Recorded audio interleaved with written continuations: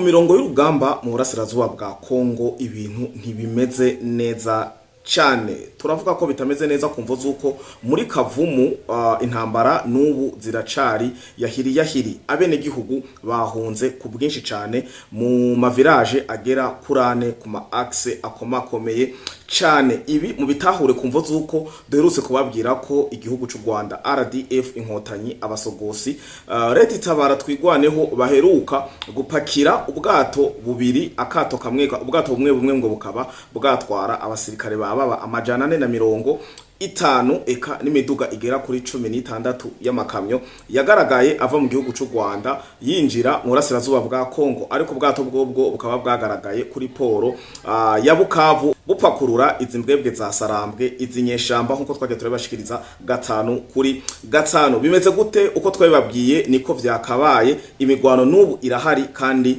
ibintu ntibiriko biraba vyiza cyane. Abakunze kuvuga ati ngo ishamba sigeru no kuri ku mirongo rugamba mu cyane ino muri Kavumu basatira bagana za Warikare, ibintu ntibimeze neza.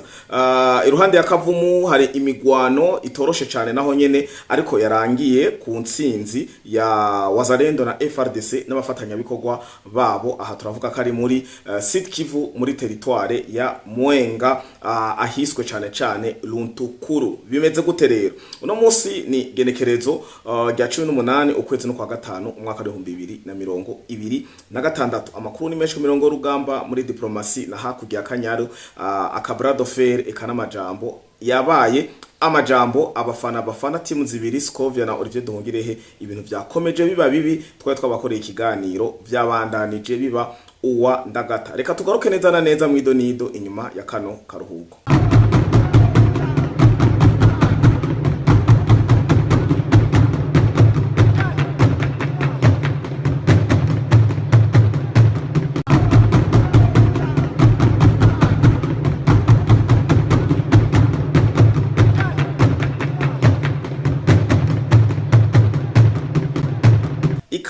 Ndabaramukije, mwiriwe na mwaramutse bakunzi ba Flow Podcast TV umwe wese aho aherereye. Ndizera ko muguwe neza nta nkeka, simpengeshanya. Ndabifuriza rero amagara meza, amafaranga, ubumwe n'iterambere mu miryango yanyu, mu miryango yacu.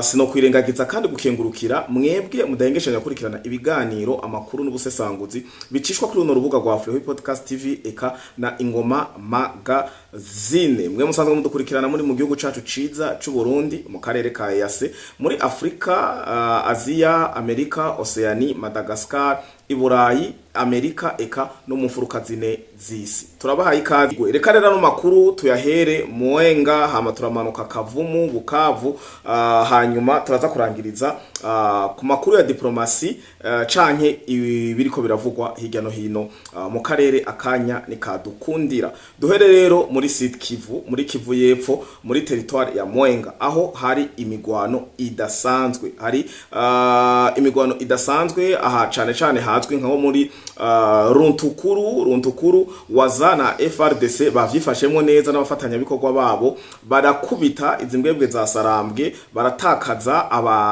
abanovuga ati sinobita abasirikare n'inyeshamba nyinshi cyane, aho bitana bakundiye ko bagenda batwaye ibiziga canka bakomerekeye ku rugamba nkuko bahora babikora. Vyagenze gute rero kugira mutahure neza na neza ukungene kuri no mirongo y'urugamba ya Mwenga Runtukuru vyari vyifashe? RDF muri no misi barihaye kugira ibintu bita ama counter attack canka ama offensive. Ubu nibo bariko baragenda batera barabe ko bogerageza kwisubiza uturere bagiye barakugwamwo n'utundi turere bagiye baravamwo.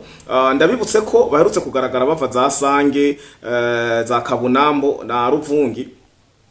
Twibaza ngo bariko barataha mu Rwanda canke ngo bagana zabonaga niyo baje bazanana na muratwo bageza Kamanyora, bari bagiye kwiyegeranya ngo kugira batera igitero sindamusiga. mutahure neza ico bashaka gushikako. Ndababwira aho bashaka gufata, barashaka kwisubiza Walikale, barashaka gufata axe zitatu nkuru kugira basubirane ngo ijambo. Axe ya mbere bashaka gufata ni axe ya Walikale Kisangani, bashaka gufata axe ya Walikale Kisangani. Nico gituma mubona bemera bakava mu duce tumwe kubera pression n'amajambo n'ibihano byinshi vya Leta Zunze Ubumwe za Amerika, ariko bagaca bazunguruka ntibavayo ngo batahe, kuko musanzwe muzi inkotanyi nyene ugukotana muri atico bisigura, kandi nama nababwiye ko igipfu naho gisekura mu sekuro ntikinoga. Rero bamaze kuva muri tujya duce twumvise bavuyemwo, ntibatashe mu Rwanda canke ngo bagende za Bunagana hariya baje bazanana canke ngo bagende mu mazondo cantonnement nkuko twari tuvyibaza, ahubwo bariko bariyegeranya kugira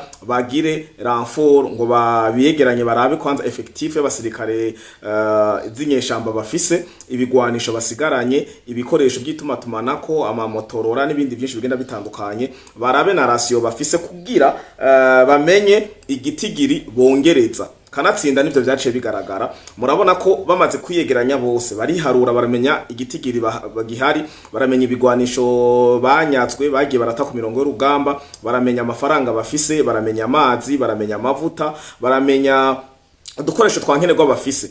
Bamaze kugira ivyo biharuro, baciye babwira Paul Kagame mu Rwanda, hama usanzwe ayoboye igisirikare ca RDF Mubarak Muganga aca aragira liste y'ibikenewe n'abasirikare bakenewe, niyo ajya amato mwabonye yapakuruye kuri poro ya Bukavu, eka niyo miduga yinjiye Rwanda igana mu burasirazuba bwa Kongo, nkuko bisigura neza na neza ko igitigiri c'abasirikare ciyongereye, bagwiriye, basubirije abaherengetereye baba ifumbire hariya ku mirongo y'urugamba. Rero RDF ico yakoze hano Mwenga, bace bagenda barakontrataka, baratera ibirindiro vya Wazalendo na FRDC, batera bagana Runtukuru, abandi bayizinguruka. Wigituma bashatse kuzinguruka Runtukuru nuko mubazi ko Mwenga ngo bari bazi neza na neza ko FRDC na Wazalendo bahavuye nabo ngo baravansa. Ico bashaka ngo kudeborda, badeborde Runtukuru, hama bisange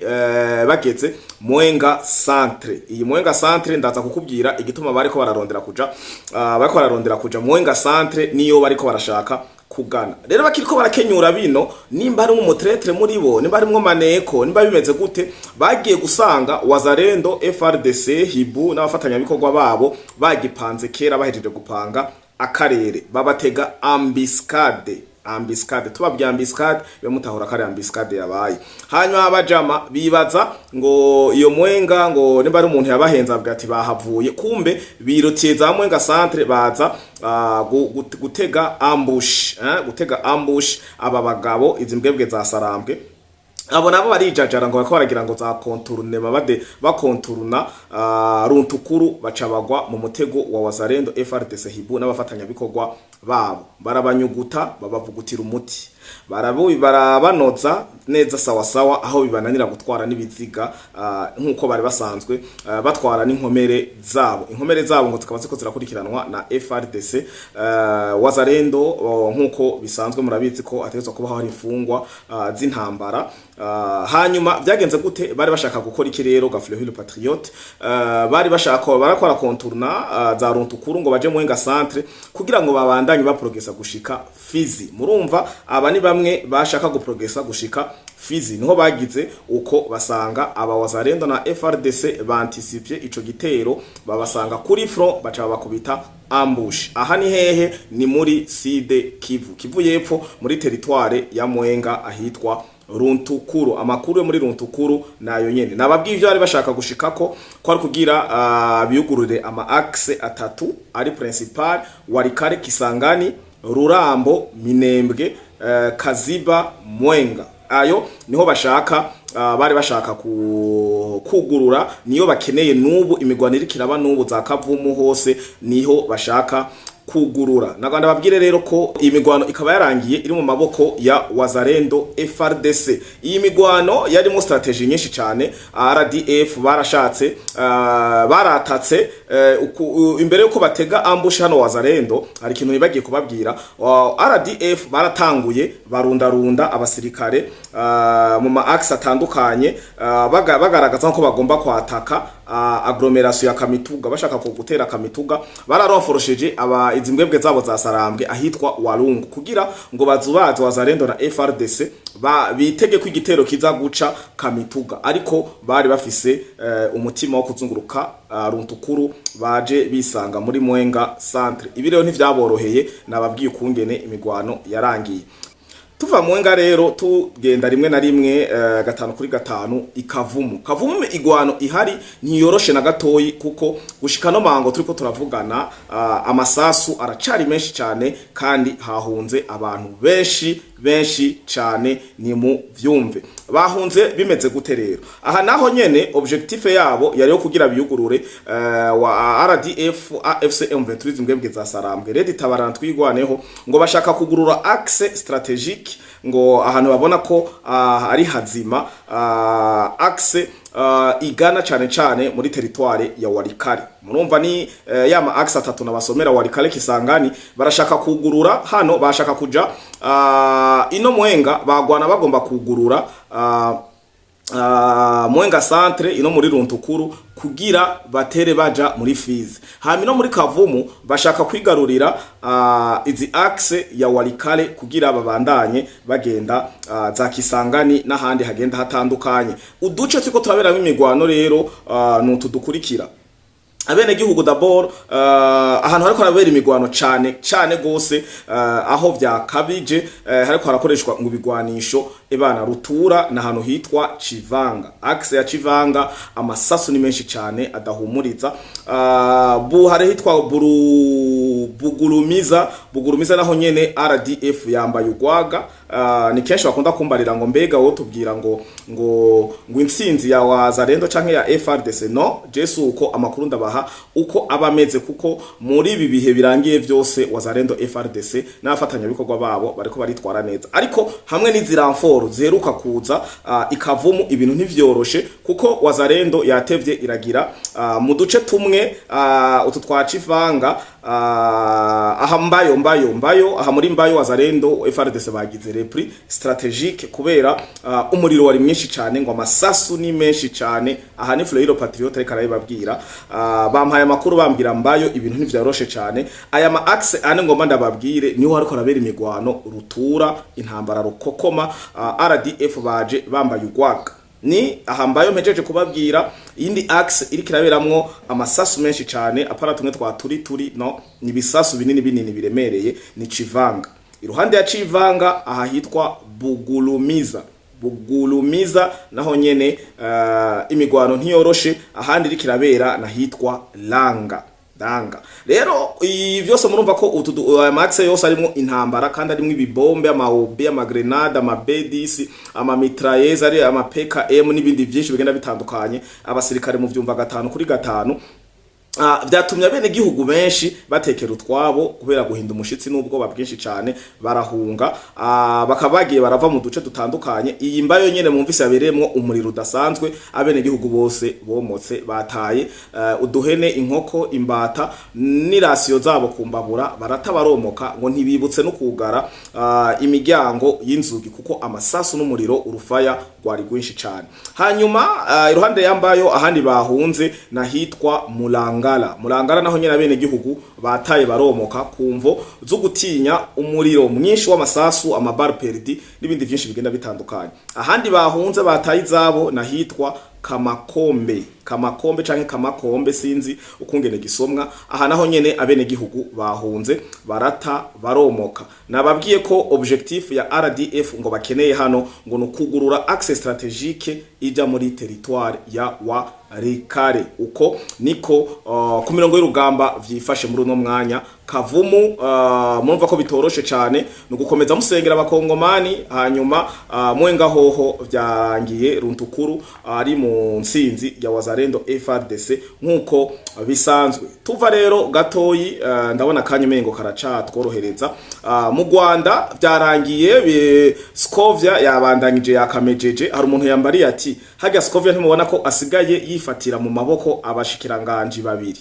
Abashikiranganje yambariye ngo nabashikiranganje nagiye kubwirwa ubutumwa niko ndabo basomera na buhawe umuntu yanyandikiye ambwira ati ariko Fleury Patriote wewe turakwemera ku busesanguzi ariko uno munsi ntiwatumbereje neza cyane ngo ntiwanshikiye ku nyota. Uyu numwe sinzi namwe kare ko byagenze, yambwiye ati igituma ntamushikiye ku nyota ndakivuga nkuko yakimbariye. Yambwiye ati ngo ntubona ko Scovia ari umunyamoko, ngo ntubona ko ariko arifatira mu gahanga abashikiranganje b'inkotanyi ariko atari inkotanyi. Arasigurira ngo Olivier Duhungirehe si inkotanyi, urabitswe inkotanyi arizo zamwiciye, kandi Olivier Duhungirehe ni umuhutu. Ibi ndabivuga nkuko byanditse nko yabimbariye.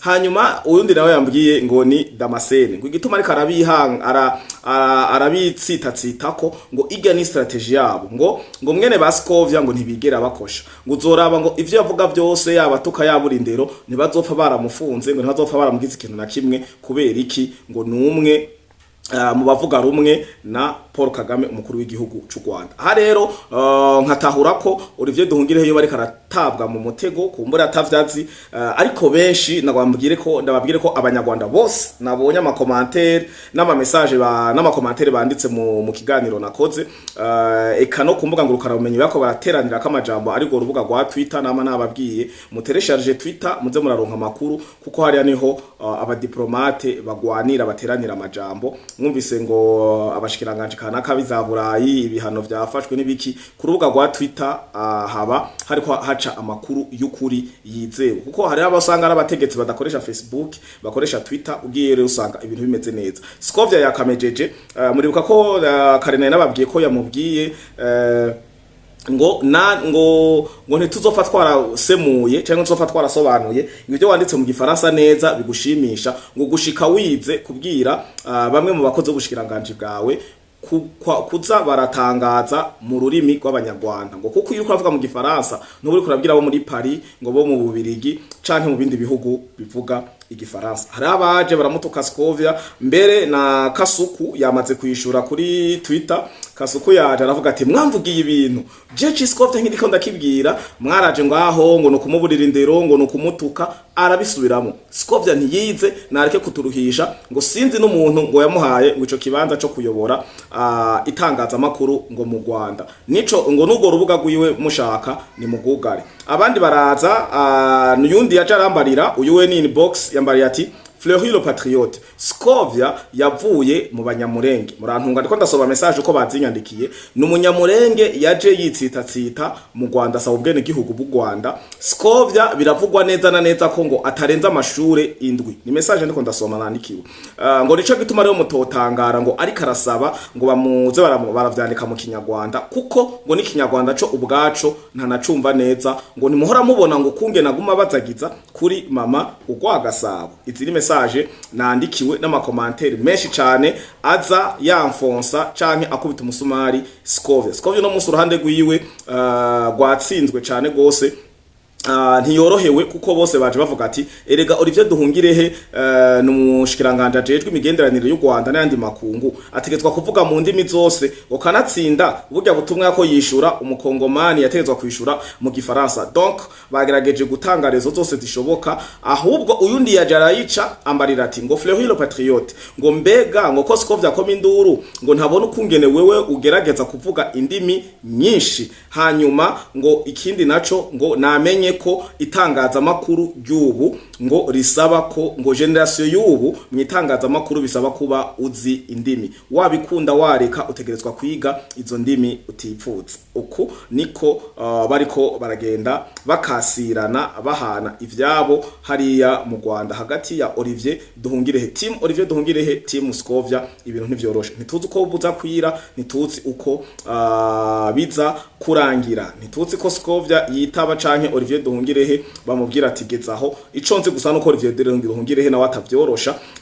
Benshi baje nabo nyene garuka baramuyora Olivier Duhungirehe, baravuga ati ni gute umushikiranganje nimba yakebuye message imwe Scovia akamwishura kubereka atanumye, hama twe abene gihugu tumwidakire canke turabu ufise ukuri ari we twataka, ni gute umushikiranganje yo gumaterana amajambo ku rumbuga hamwe n'umumenyesha makuru. Eske Olivier Duhungirehe ico nico gikorwa Paul Kagame ngo yagutumye? Uyu nundi yaje avuga ati nta Olivier Duhungirehe nta merita kugumaterana amajambo na Scovia ku rubuga rwa Twitter. Ibi biragaragara nko ari byo umushikiranganje agumaterana amajambo n'umuntu naho yoba ashaka kumwumvisha bigaragara ukutariko. uwundi nawe aravuga ati nimujyane. Mbega Karasira ntiyababwiye ko amaraso yiwe azobasaza, amaraso yiwe ari azobabera umuvumo kuri mwebwe. Mutanguye mujyana Scovia na Olivier Duhungirehe, ejo turakeneye kumva ngo Kagame na Janet nabo bajyana inzara, hama ngo bigende biramanuka, ngo bivi bukuru bimanuke gushika muri bato bato, hanyuma mu Rwanda rutebe ruronka amahoro. Amajambo ni menshi, commentaire ni nyinshi, sinozirangiza, ariko uko niko biri ku mirongo y'urugamba. Mwumvise hakenewe Kavumu nimubwire abahari bumve ko imigwano itoroshe, RDF yaje yipanze, nabo bagende bipanze. Ushikira Tshisekedi canke urongo y'akarere ka gisirikare ngaho abamenyeshe ko bategerezwa kuzana renfort ikomeye cyane, kandi turakeneye ka Sukhoi, kumva ka CH4 kahaciye canke Sukhoi 25 canke 35 yahaciye irabaramutsa, ikabaha icayi cyo mu gatondo canke akadine ko mwijoro. Mugire rero umunsi mwiza wa mbere, umunsi mwiza w'akazi, umunsi mwiza kuri mwese mwe mwamaze kugira sabone canke subscribe. Namwe muronse kino kiganiro mugifatiye mu nzira za link canke WhatsApp, mwibuke kugenda mugize sabone canke subscribe, ntaco bitwaye, nta n'amasegonda bibasaba gufyonda kuri j'aime canke comment kugira dushobore kuduza runo rubuga. Nongera ntibagira gukengurukira mwe mwamaze kubikora, kuko butugeze ku bantu bakurikirana Fleury Podcast TV 20,000. Ni ibintu nkesha mwebwe, nkuko nama nababwiye ko nta Fleury Podcast TV atamwebwe. Ciao ciao.